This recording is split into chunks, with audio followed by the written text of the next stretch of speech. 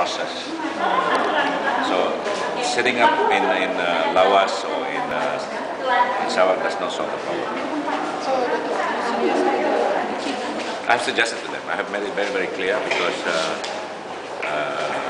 they have a lot of those people here who have no valid travel documents, and there are too many of them to be sold from KL. So it is for under the Vienna Convention, consular services. They have to provide consular services for the people.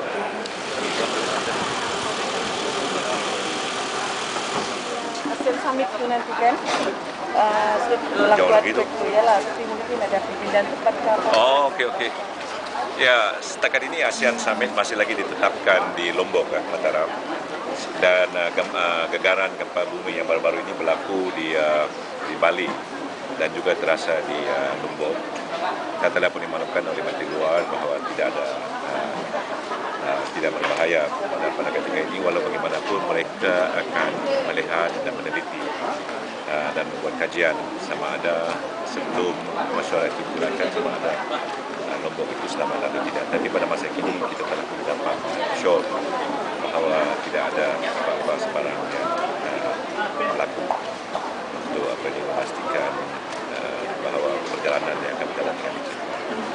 Dijangka Perdana Menteri akan menghadiri mesyuarat. Perdana Menteri akan mengadakan mesyuarat. Ini adalah dengan tahunan annual consultation di antara Malaysia dengan Indonesia, dan sebelum itu menteri-menteri termasuk Menteri Luar dan menteri-menteri yang berkenaan akan mengadakan perundingan, dan selepas itu barulah dia mengadakan perundingan kepada kedua pemimpin negara, iaitu Yang Berhormat Dr. Dr. Sun Najib dan Presiden Indonesia Susilo Bambang.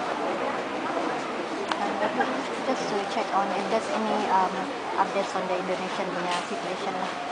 Indonesian situation is, as I have stated in my statement, actually 4 ministers who are responsible for the welfare and in connection with the vulnerable cells have issued statements. There's no such things as what's been claimed by one of the members of parliament.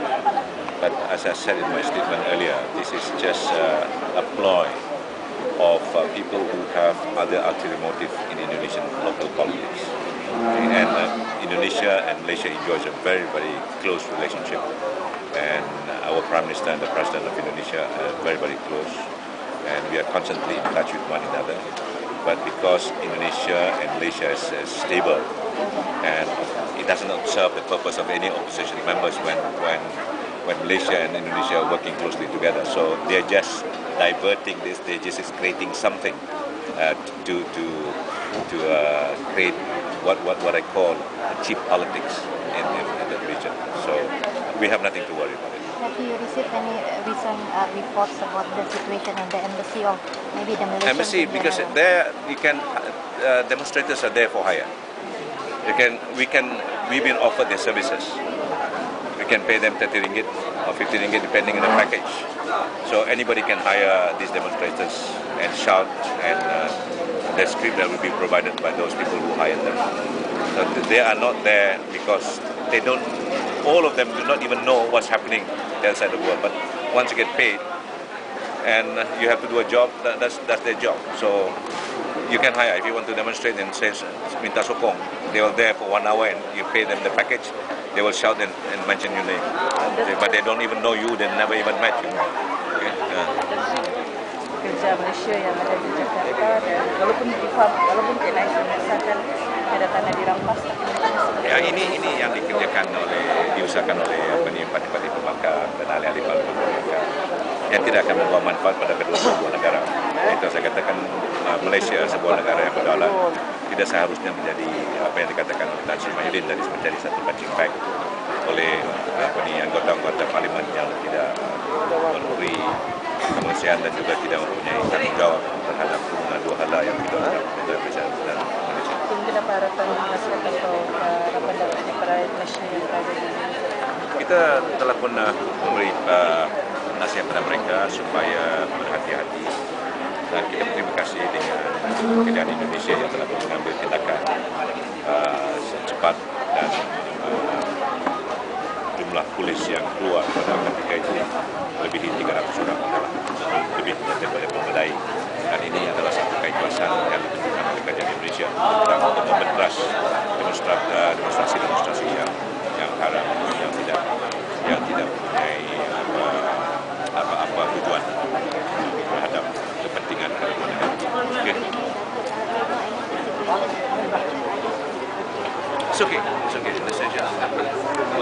I'll be going to Indonesia very soon. Nah, jadi cuma kadang-kalanya ialah kita nasihatkan supaya elakkan tempat-tempat yang tidak selamat dan segera mereka lebih mengetahui keadaan dan kita telah berpesan supaya berusaha dan janganlah keluar dengan tidak ada tentu sebab. Okay, I'm looking forward to it. Okay, thank you very much. Okay.